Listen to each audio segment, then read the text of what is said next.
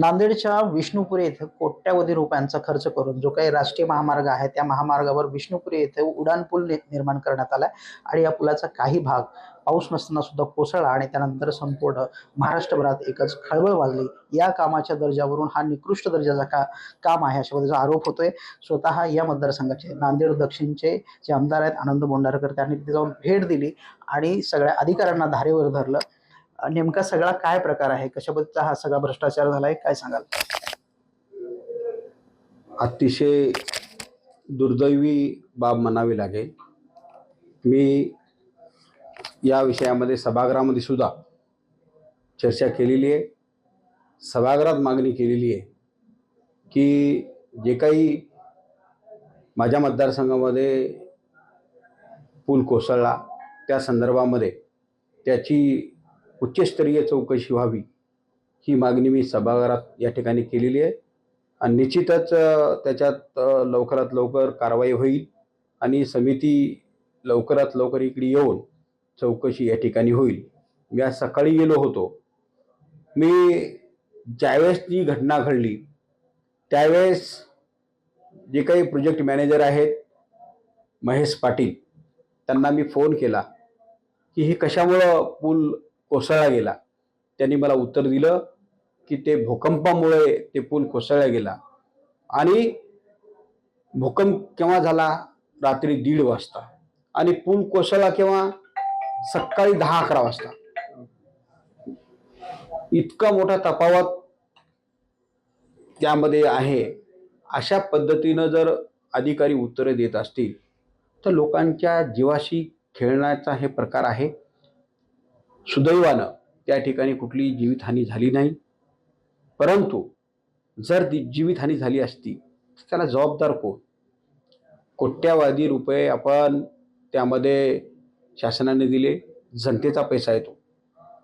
आज रस्त्यानं जात असताना हजारो गाड्यांचा टोल त्या ठिकाणी वसूल केला जातो।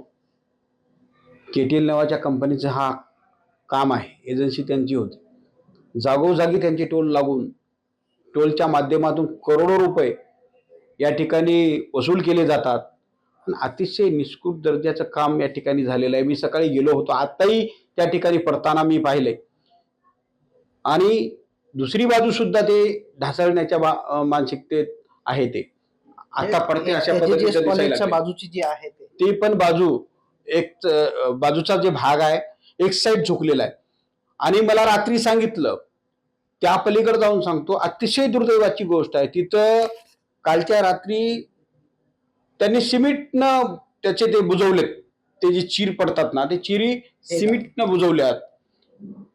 लोकांनी मला व्हिडिओ दाखवले। मी आता त्या प्रोजेक्ट मॅनेजर आणि त्या कंपनीचा जे कोणी मॅनेजर होता त्यांना आता तिथं मी बोलून त्यांना सांगितलं अशा पद्धतीचं जर काम होत असेल तर अतिशय दुर्दैवाची गोष्ट आहे। हे सगळं पडतंय का की ट्रकनं डॅश दिली आणि भूकंपामुळे म्हणजे 100 किलोमीटर साधारणतः दूर असल्या ठिकाणी भूकंप झाला, त्याचं केंद्रबिंदू तिथं आहे आणि तिकडं साधी झोपडी सुद्धा पडली नाही ना आपल्याकडे पूल ढासळतो। अजिबात भूकंपाचा कुठलाही विषय त्या ब्रिज संदर्भातला नाहीये। अतिशय थर्ड क्लास दर्जाचं निष्कृत दर्जाचं काम झालेलं आहे। आता आपण तिथं गेलो, तुम्ही बी जाऊन पहा, गेल्याच्या नंतर कळेल की कशा पद्धतीने काम झालेलं आहे। कुठलीच पिचिंग बरोबर नाही, साधा मुरुम भरलेला आहे, कधीही पडू शकते अशी परिस्थिती। अतिशय दुर्दैवाची गोष्ट आहे। या एजन्सीवरती कारवाई झाली पाहिजे, याला काळ्या यादीमध्ये टाकलं पाहिजे। तुम्ही विधान भवनात तर प्रश्न मांडलात, पण आता पाठपुरावा करणार यावर? 100% मी पाठपुरावा करणार आहे।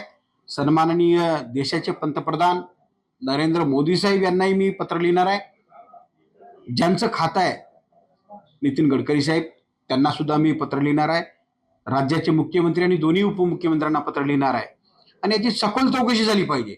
मी काल सभागृहात बोललो, हे एक ब्रिज नाही, अशा अनेक ब्रिज बांधल्या गेलेल्या आहेत, त्याची सुद्धा चौकशी झाली पाहिजे, त्याचा स्पेशल ऑडिट झालं पाहिजे, जेणेकरून उद्या मोठी घटना होऊ नये यासाठी आताच सावधगिरी म्हणून त्याच्यामध्ये ऑडिट झालं पाहिजे आणि त्याची सखोल अशी चौकशी झाली पाहिजे, अशी मागणी मी केलेली आहे। हे होते आमदार बोंडारकर आणि त्यांनी सांगितलं की या पुलाचं या पुलाचंच नाही तर इतर पुलांचं सुद्धा ऑडिट झालं पाहिजे. सखोल चौकशी होऊन यावर जे काही दोषी आहेत त्यांच्यावर कारवाई होणं गरजेचं आहे.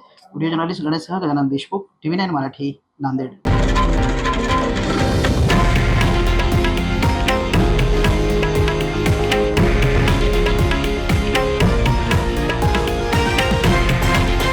हे आहे देशातील नंबर 1 न्यूज नेटवर्क आणि आपण पाहत आहात TV9 मराठी, एकमेव.